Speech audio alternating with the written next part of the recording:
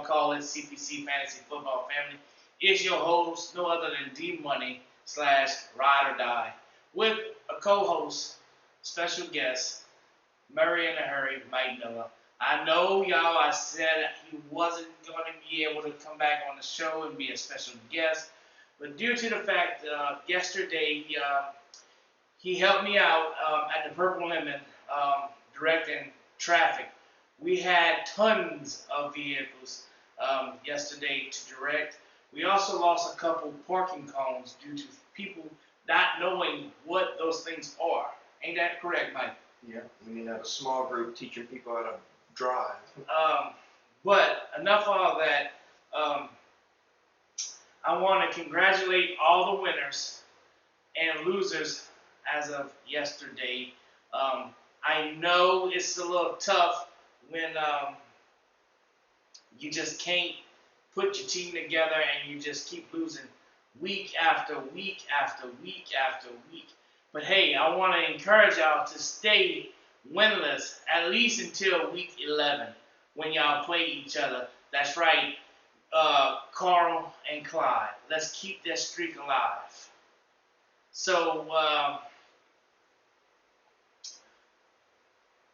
let's go ahead and start this week's match off with the middle of the pack of the scoring, two-time champ versus the last season. Mike, what's your opinion on this game? I think Leslie is missing the RB2, and she's like last on waivers, so that's a tough situation. Mark's got Lamar Jackson coming back. He's got what's his name, Woods, and AJ Brown's playing Cincy. I like that matchup. I got to give the edge to Mark in this one. Leslie's just not working with much besides Thielen. Yeah, I don't know. I look at her matchup, and I look at Mark's running backs. He has Jared McKinnon, who got outshined and outtouched by Jeff Wilson last week, which I picked up because nobody wanted to touch him, by the way, on the waivers. I don't know why. And then you had Hastings, and you dropped him. Shouldn't have. You shouldn't have. So then you add in Telvin Coleman in this mix. I don't think McKinnon's gonna score no more than 2 points, if that, this week. Then you got James White, who, with a quarterback, actually can shine. And Cam Newton has not. He had 2 great games this year, 2 great games, which, as a Saints fan, I've come to accustomed of knowing that's how Cam does. Okay, you have Matt, who is a statistic type of guy, who will go back in from 18 years ago and say, oh, Cam was this phenomenal type of guy. He was the leading MVP one year. He led the Panthers to a Super Bowl with a mediocre team. Okay, but that was back in his prime.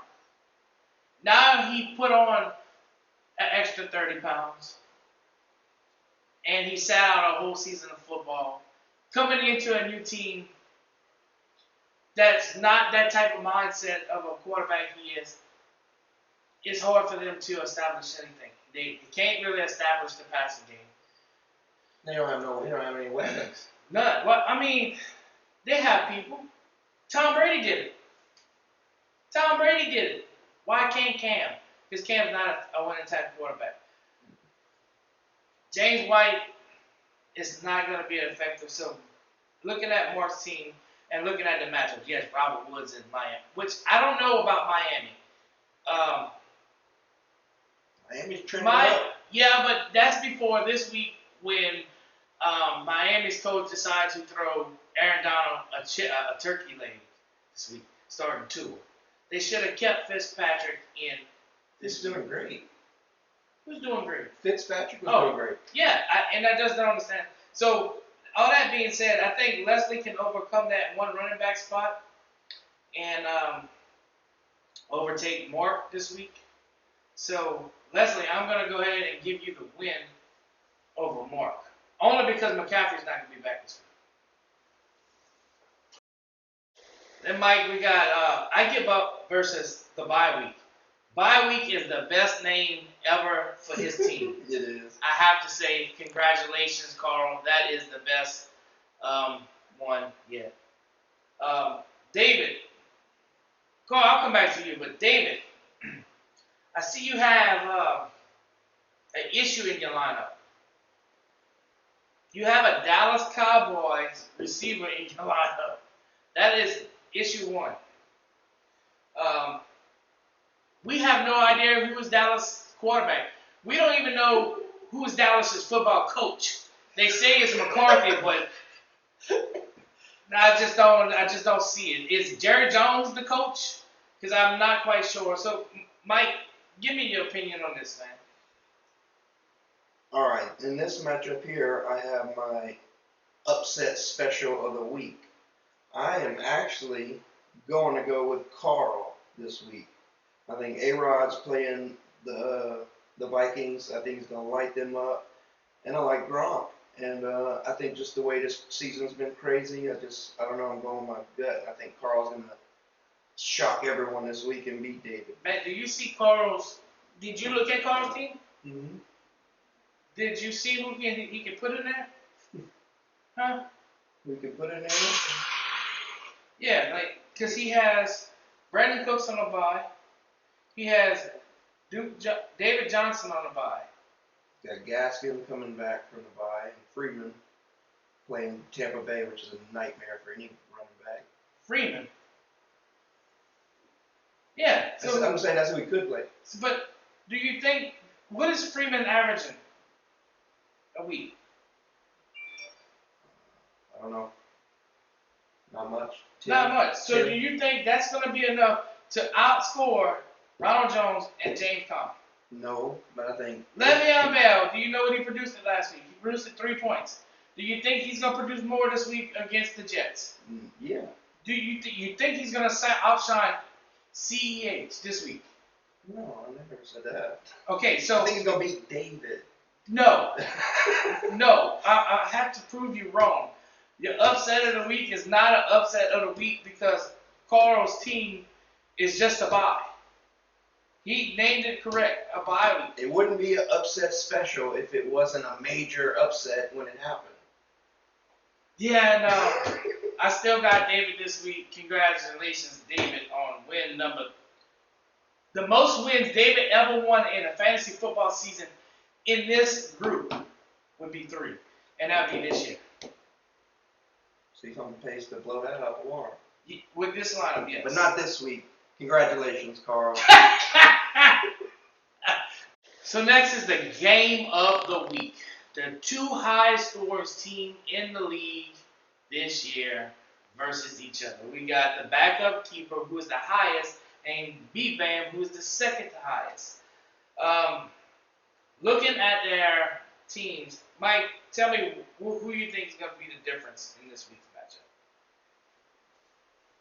I think it could come down to their flex, because they got Julio and Metcalf are kind of. I think they kind of cancel each other out. Diggs and Cooper. I think Tannehill and Mahomes are kind of going to put up similar points this week with Tannehill playing Cincy.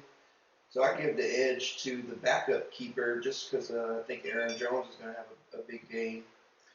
Yeah, looking back at last week, which Matt lucked up and won last week because of Metcalf only having 2 points. You never thought that McCaffrey would have only 2 points. He should have got 20 points for that interception, the tackle that he made, chasing that man down. Most definitely. Like, he looked like a cheetah going after an injured antelope. Yeah, because that man took off from the end zone, and when he kicked it into the high speed, I was like, there's no way he's gonna no. And that guy Baker was probably running and looking. He's like, oh man, I'm running out of gas. This dude's about to swallow me whole. Oh no, type play. But I go back to running backs on this. If Mike Davis can score 20 points, I think Craig will somehow pull this out. Man, Amari Cooper is playing Philly, but Philly has a defense that likes to stop the run. So I don't think that Amari with Dak not in the game and 1 point Andy getting destroyed on a giving up slide, I have to. Everything's telling me to go for Craig this week. So my lock in this week for the game of the week is going to be Craig. And I'm going with the backup keeper. There you hear it, folks.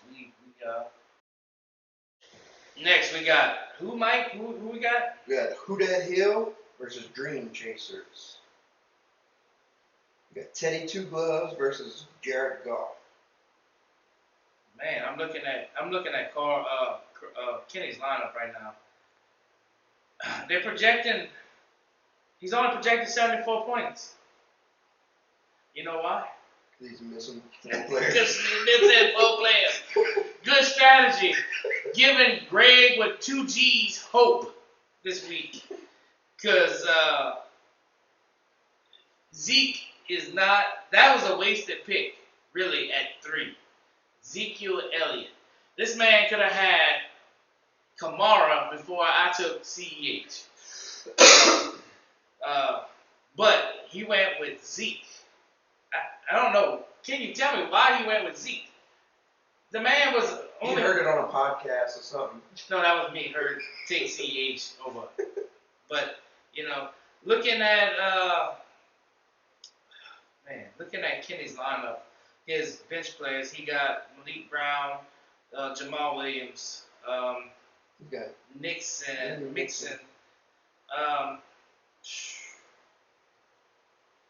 Man. Did you ever think that you'd look at a matchup for Mixon and Zeke and give the edge to Mixon? I think if Mixon plays, he would have the edge over Zeke as a better play. Man, Zeke just has no line. But against Tennessee, do you really think? But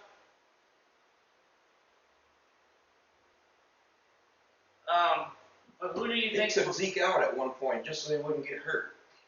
They was losing. Man, I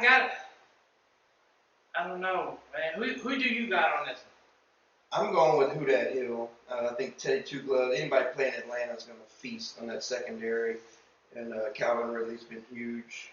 So with Kittle and Mixon, I give the edge to Who Dat Hill on this. Yeah, but you got to look.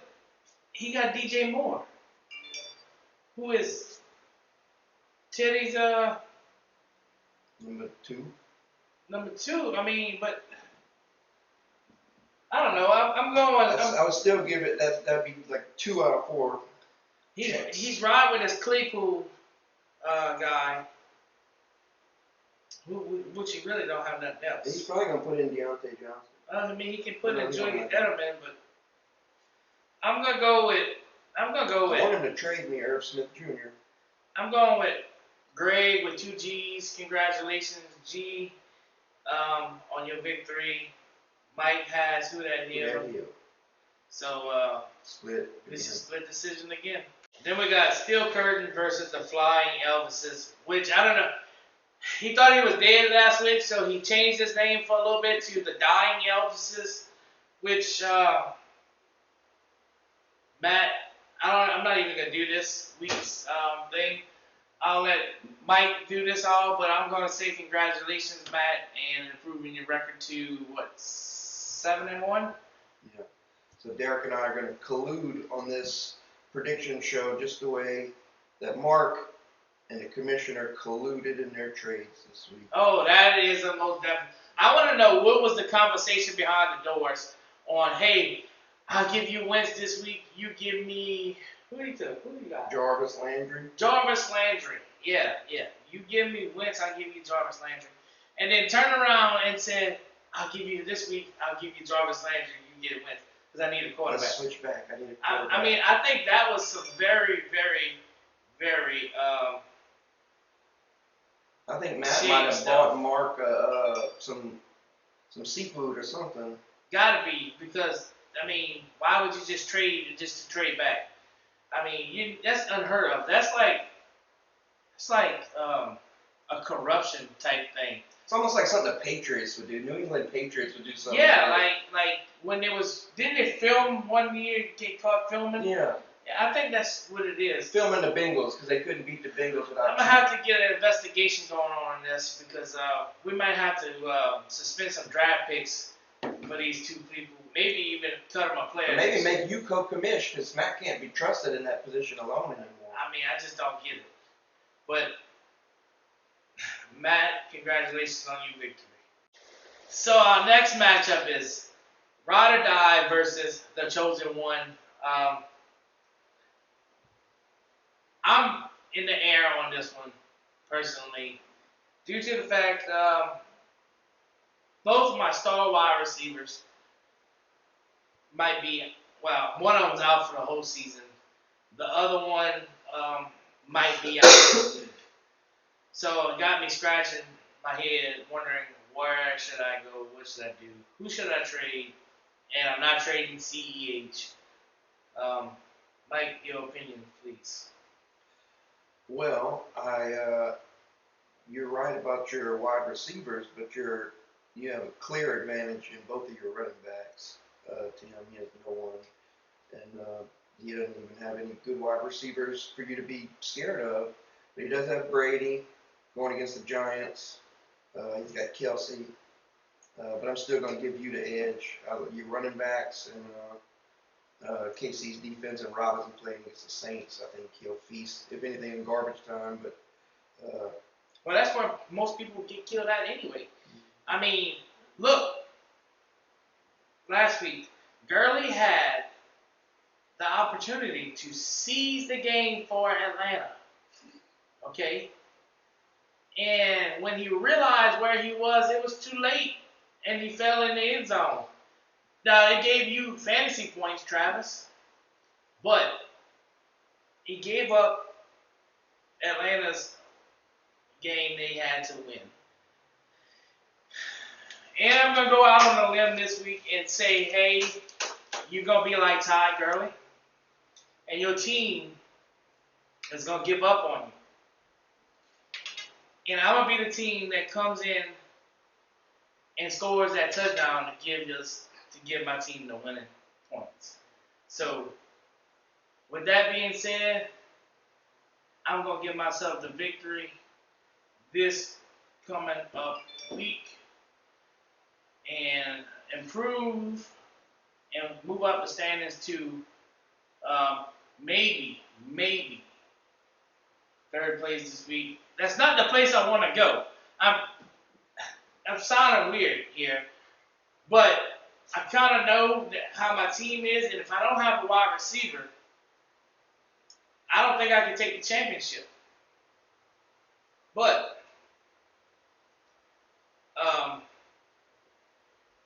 I'm going up to the top, which I'm kind of hoping to go to the bottom and get that bye week because I really need that bye week. But it's not happening, so I'm going to give it myself. Travis, better luck next year, buddy.